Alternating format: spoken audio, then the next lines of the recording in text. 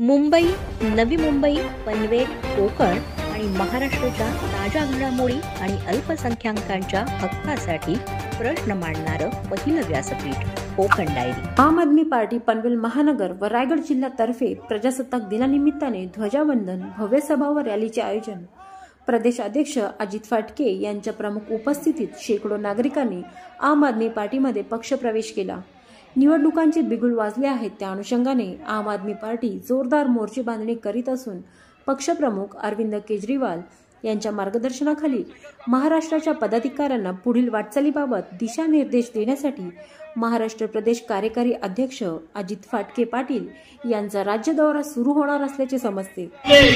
वंचित घटक असेल, पीडित घटक असेल, आज या ठिकाणी जर बघितलं तर या ठिकाणी आपल्याकडे मला सांगितलं की पीएचडी डॉक्टर पण आहेत, लौकिकर्त्याने डॉक्टर पण आहेत, उद्योजक आहेत, वकील आहेत आणि अगदी सर्वसामान्य कामगार वर्ग सुद्धा, शेतकरी वर्ग सुद्धा या ठिकाणी मोठ्या संख्येने उपस्थित आहेत। मग आपण कोण आहोत? आपण या समाजाला पुढे नेणारा, या देशाची प्रगती करणारे घटक आहोत। फक्त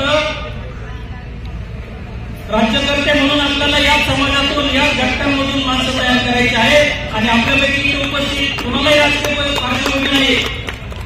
छत्रपतींचे जसे मावळे होते, सर्वसामान्य मावळे होते, पण त्यातनंच पुढे सरकार झाले आणि त्यातनंच ते स्वराज्य घेतलं। त्याचप्रमाणे शेखरजी तुम्ही म्हटले की माझा कार्याध्यक्ष झाल्यानंतरचा पहिलाच सार्वजनिक कार्यक्रम आहे आणि या ठिकाणी तुम्ही मला सांगितलं की पहिला कार्यक्रम आहे आणि मला खात्री तुम्ही दिली आणि मला हा विश्वास आहे की या पनवेल महानगरपालिकेमध्ये आणि या रायगड जिल्ह्यामध्ये सर्वप्रथम आम आदमीचे माणसं निवडून येणार आणि या ठिकाणी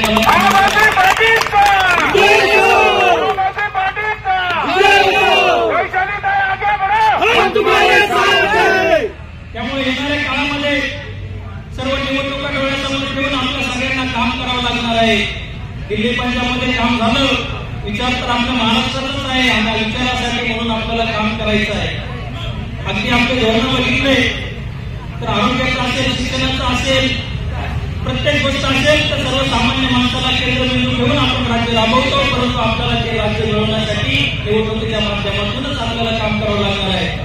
इथे उपस्थित सर्वांना मी आवाहन करून इच्छितो की या प्रजासत्ताक दिनानिमित्त आपल्याला ज्या कोट्यावधी लोकांनी प्राणाची आहुती दिली, बलिदान केलं, संघर्ष केला आणि मग आज आपल्याला काय करायचं?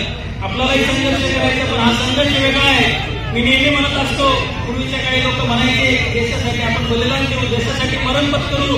आजच्या काळामध्ये आपल्याला ठरवायचंय की देशासाठी जगू, आपल्याला मरायचं नाही, आपल्याला जगायचंय, पण देशासाठी जगू हा संदेश आपण या प्रजासत्ताक दिनानिमित्त घेतला पाहिजे। आणि हे करत असताना तुमच्या आमच्यासारख्या सर्वसामान्य माणसांना, ज्यांची राजकीय पार्श्वभूमी नाही, या माणसांना समोर आणण्याचं, या माणसांना व्यासपीठ देण्याचं मोठं कार्य, भव्य कार्य अरविंद केजरीवाल यांनी। प्रजासत्ताक दिनाच्या कार्यक्रमानिमित्त महाराष्ट्र राज्य सचिव प्राजक्ता देशमुख, महाराष्ट्र राज्य प्रदेश संघटन सचिव डॉक्टर रियाज पठाण, रायगड जिल्हा अध्यक्ष डॉक्टर शेखर जांभळे, पनवेल महानगर जिल्हाध्यक्ष वैशाली कोळी, इतर पदाधिकारी व शेकडो कार्यकर्त्यांच्या उपस्थितीत सदर कार्यक्रम संपन्न झाला।